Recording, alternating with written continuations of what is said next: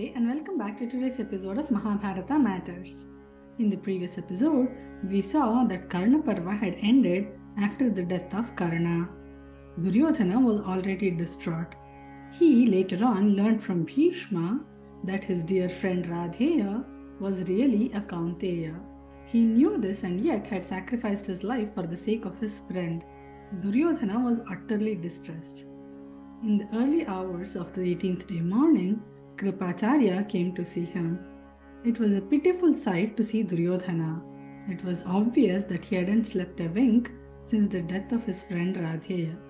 Kripacharya spoke with him. He said, "Dear child, the mighty Bhishma, Drona and your dear friend Radheya have all been slain. We were unable to protect your brother-in-law Jayadratha, your brother Dushyasana, or the rest of your brothers as well. Arjuna is truly invincible. Bhima, Satyaki, Drishtadyumna have all wreaked havoc in our army. The massive Kuru army that it was a few days ago has been reduced to just a handful of war heroes now. At least now, please consider making peace with Yudhishthira. Krishna will convince them to agree to this as well. I have loved you since you were a child. I am saying all this for your well-being alone. Please reconcile with the Pandavas," he said. Unlike before, Duryodhana was not annoyed by these words. He gently said, "You were my guru even before Dronacharya came to Hastinapura. I know you mean well for me. I have never doubted your intentions. I did not listen when Krishna came as a peacemaker. Now it is too late.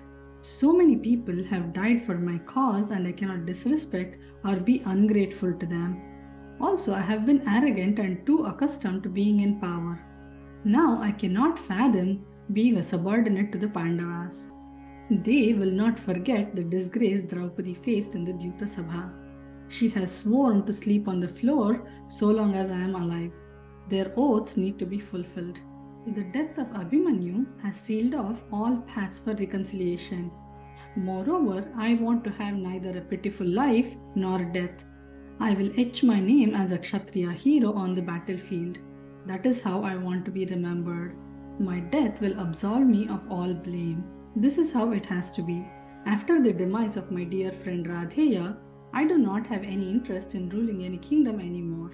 If he were here, it would be different."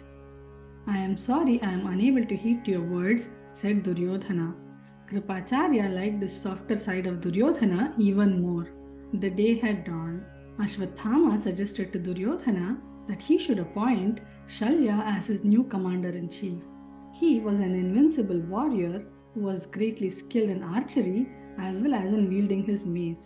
He said Śalya will bear down heavily on both Arjuna and Bhima. Everyone agreed. Duryodhana anointed him as the new commander-in-chief. Hence, this Parva is called Śalya Parva. Even before the war trumpets were blown for the day, Krishna approached Yudhishthira. He told him Śalya is a terrible warrior. He can easily defeat everyone, including Arjuna, Satyaki and Bhima too.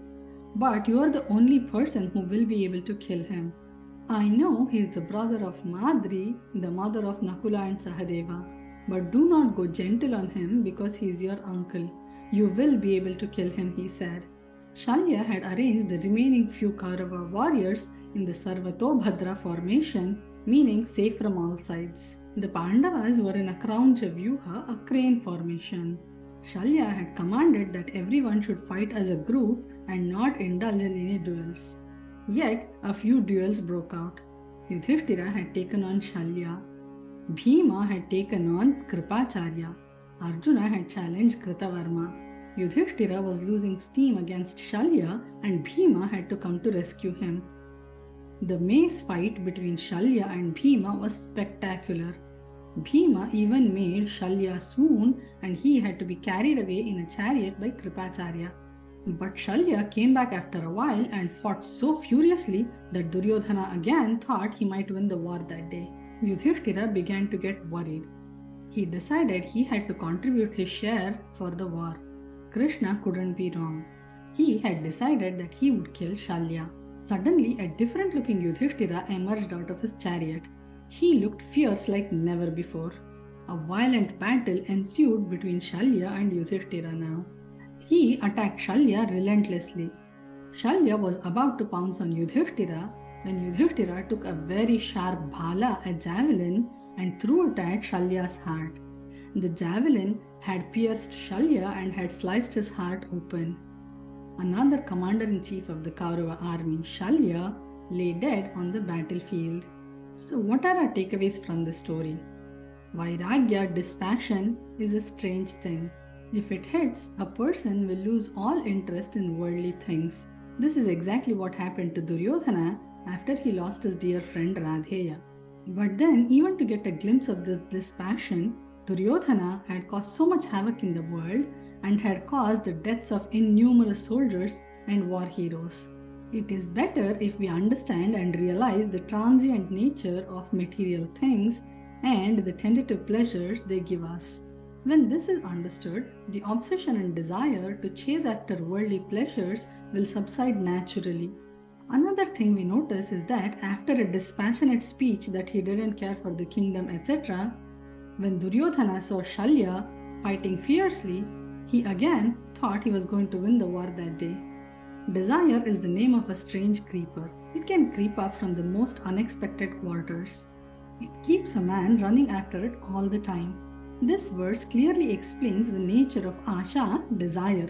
Asha nama manushyanam kachidashcharya shrinkhala yaya baddhah pradhavanti muktas tishthanti panguvat. It means desire is a strange binding for man. Those who are bound by it keep on running to achieve that desire. But those who are unbound by desire, they sit as if they have lost their legs. In real world, it has to be opposite. Those who are not tied should be running, whereas those who are tied should be sitting in a place. But desire is a strange thing. Those that are bound will keep running after it.